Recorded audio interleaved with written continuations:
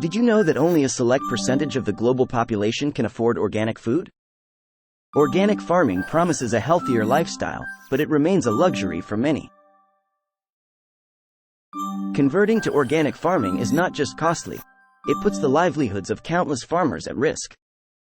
But what if we would live in a world where everyone, and we mean everyone on this planet, has access to pure, organic produce? Pongal Nalvalthukal, Makara Sankaranti to everybody in this world, and especially to the farmers. Today we are celebrating this important auspicious day, and Pranashakti International would like to announce a very important project that we are undertaking in 2024 in conjunction with the 20th anniversary of Pranashakti International. Now, as we know, farmers is the backbone for the country and for global. They are the one giving us the food. They are the one keeping us alive. This Pongal, okay, it's about celebration for the farmers, for all the hard work they do to keep you feed with the proper food. One of the major impacts that we are facing today because of the food production, and you need to supply food for 8 billion people, and it's keep growing the population globally. Now we know that a lot of chemicals are being used now to increase the productivity, okay, and to maintain the food supply. Use of chemical fertilizer is unavoidable. Use of pesticide is unavoidable because these are the ones needed to keep the food supplies going on. So now what we are going to do is, we know all this is causing a lot of problems health-wise, damaging the soils and environment. People are eating food which is pretty much not very healthy because we have a lot of chemical substance, and we can say that it's kind of a mild poisoning. Okay, it is there.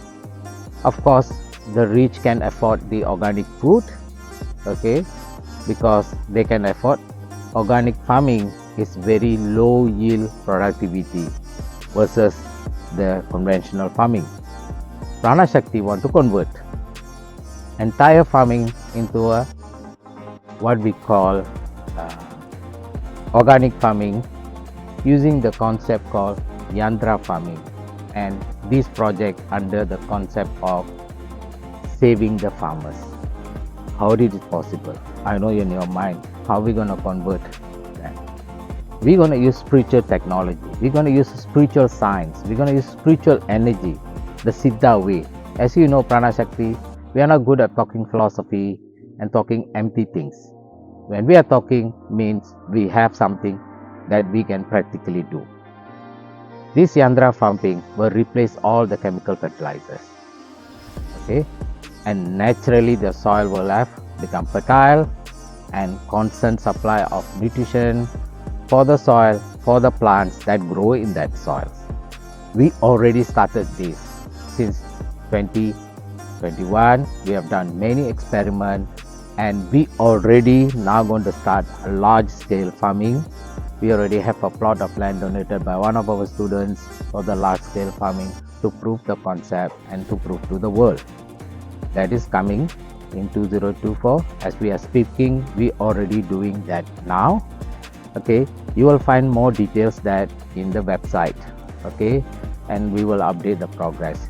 This will be the major breakthrough. This is a major contribution from the spiritual people like us to the world, to the people, okay, and this will change the way we are going to farm. We're going to change the farmers. They're going to change to make their life is better. You guys know or not, every pesticide that been used is actually killing the farmers. There are a lot of cancer, farmers having cancers because they're using the pesticide in their farm, and yet they have no choice. because they need to feed us.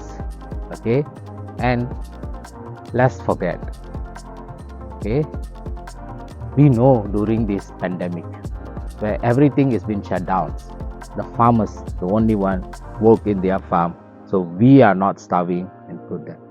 This is the time for us to have them. We as a spiritual people, we gonna do this, and we know how to do it, and we will prove it. I know there will be a lot of skepticism happen. People might be thinking, what?